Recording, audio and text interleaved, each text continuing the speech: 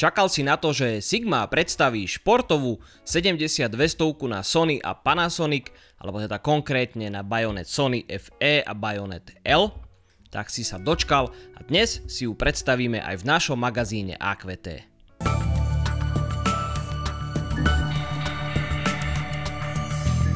Toto je Sigma 70 až 200 mm slonou f2.8 s presným označením DGDN OS Sport s bajonetom Sony FE. Je to teda objektív určený na full frame, objektív určený na bezrkadlovky a určený na šport, aj podľa toho písmenka S, ktoré sa na objektíve nachádza, a objektív je mimochodom stabilizovaný. Sigma hovorí výkon, spoľahlivosť a mobilita na najvyššej úrovni. Taký by mal byť tento objektív a je to vlajková loď od Sigmy. Pozrime sa na nejaké tie špecifikácie a čísla. Objektív váži 1345 gramov, čo je už pomerne dosť.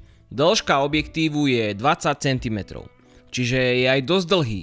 Ale veľké plus, objektív sa nevysúva, čiže už nebude dlhší tak ako je. Veľkosť predného závitu na filtre je 77 mm, čo je celkom prekvapivé, čakal som, že to bude 82 mm, ale je to len 77. Ale montovanie napríklad redukčného krúžku, tzv.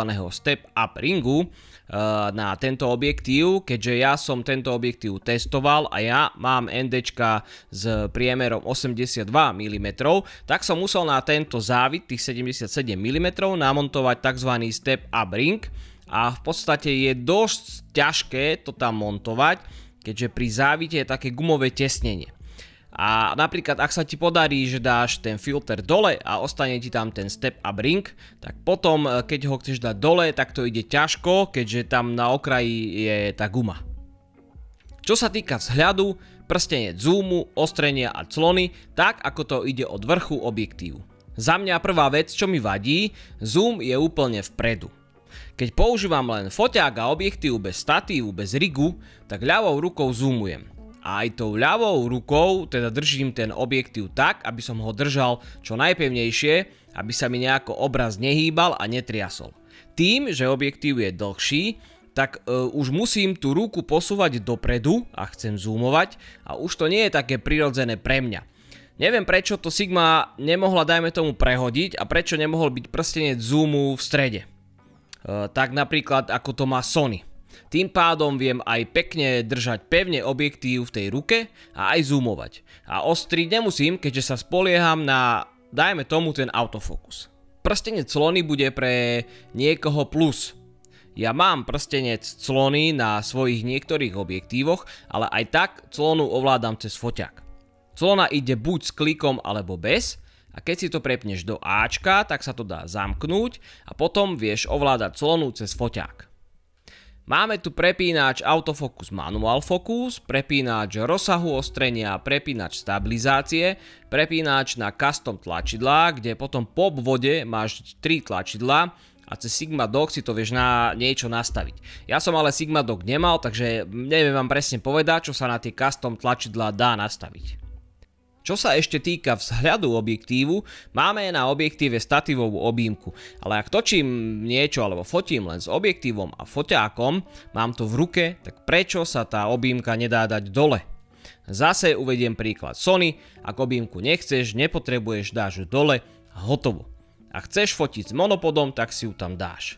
Vieš si ju dať dole, ale musíš skrutkovať 4 skrutky, čiže asi to nebudeš riešiť a stále dáš dole len tú dolnú časť, čiže nie celú, ale plus, a chceš používať tú statívovú objímku a máš nejakú hlavu na monopode na statíve, ktorá má Arca-Swiss systém, nejaký quick release, tak ten objektív len tam jednoducho nacvakneš.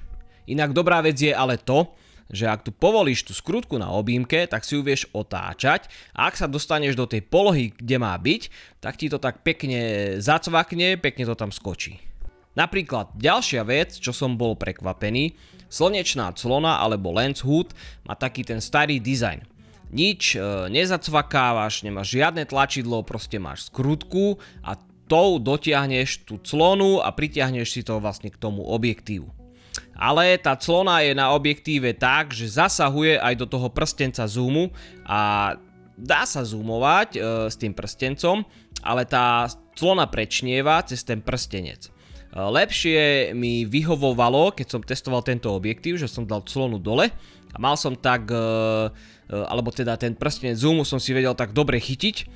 Bolo to lepšie pre mňa, keď tá clona tam nebola, ako keď tam je, ale to je presne teraz to, že čo som hovoril, že keby tie prstence boli prehodené, tak tá slnečná clona tam, ako je teraz vymyslená, by bola OK.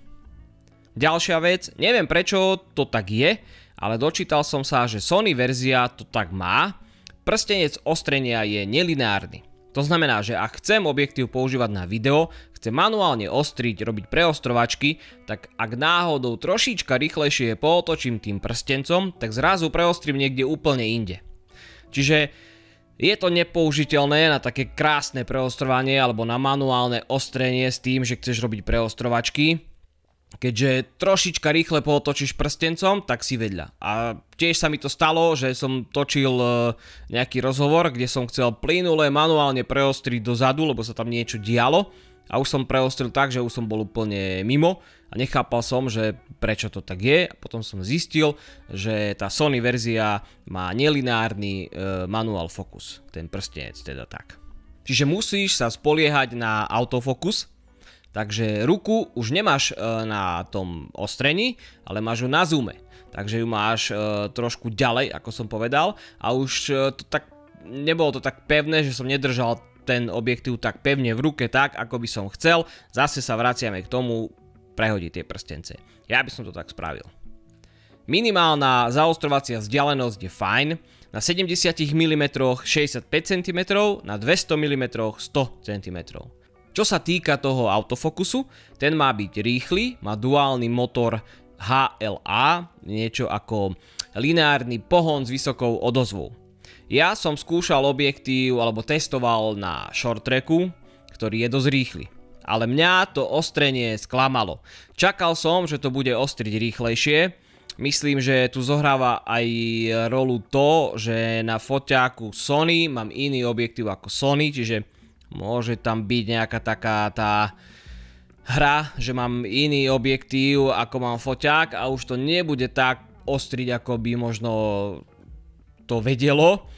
Videl som napríklad nejaké recenzie, kde skúšali túto Sigmu 7200 na Sony A1 a porovnávali to so Sony GM-kom. Pri GM-ku tam vedeli cvakať 30 fps a so Sigmou len 15 fps, hej, čiže bolo to proste obmedzené, pretože máš iný objektív ako máš foťák. Keď chceš ten super objektív na super foťák, tak si kúp asi tú jednu značku. Čiže Sony to asi nejako brzdí, ale mňa kontinuálny autofokus sklamal. Skúšal som ho aj na futbalovom tréningu, tam to bolo lepšie, ale napríklad moja 7200 F4 od Sony, čo mám, ostrí rýchlejšie. A nie je to gameko a nie je to vlajková loď ako toto od Sigmy. Alebo možno som to nevedel len ja používať a ten autofokus je brutálny. Motor, ktorý pracuje s AF-kom, jemne počuť. Nie je to vyslovene niečo, čo ťa bude rušiť, ale ja, keďže mám objektívy, kde ostrenie vôbec nepočuť, tak tu v nejakých tichých podmienkach, ale že úplne tichých, ten motor trošička počuť. Ale to nie je taká vada, že by ma odradzala od kúpy tohto objektívu. Inak objektív je utesnený proti poveternostným podmienkám. Na bajonete máš tesnenie, čiže sa ti nedostane bordel na ten čip alebo bordel do foťáku a tak isto, že sa vlastne objektív nevysúva, tak sa ti nedostane nejaký prach do toho objektívu spredu. Čo viac ešte povedať o novej 7200 od Sigmy? Zhrnul by som to asi takto. Je to väčší, ťažší objektív, ktorý má ale svetelnosť f2.8, má optickú stabilizáciu, čo je super. Natáčal som všetko z ruky s týmto objektívom a tá stabilizácia funguje skvele. Nemal som absolútne žiadny problém a nespozoroval som, že by sa obraz nejako triasol aj na 200 mm. Jediné, čo mi asi trošku nie že vadilo, ale už to viem porovnať s inými teleobjektívmi, tak autofokus pri videu na môj vkus nebol dostatočne rýchly a to som si ešte aj zrýchľoval to ostrenie vo foťáku v tých nastaveniach. Pritom od Sigmy mám pevnú 24 1.4, tam to AF-ko ide brutálne, to ma nikdy nesklamalo. Takisto keď som testoval niektoré iné Sigma objektívy, tak tam som nemal problém s autofokusom, čiže neviem čo táto 70-200, možno nejaký update, tam trošička to nejako zrýchli, alebo kto vie. Takže toľko môj pohľad na tento objektív. Cenou určite prekoná Sigma GM-ko od Sony, ktoré je podstatne drahšie. Ale či ten rozdiel v cene bude robiť tak markantný rozdiel v autofokuse? Snáď sa ti toto predstavenie 70-200 od Sigmy páčilo, daj like, daj odber a sleduj nás aj naďalej. Čau.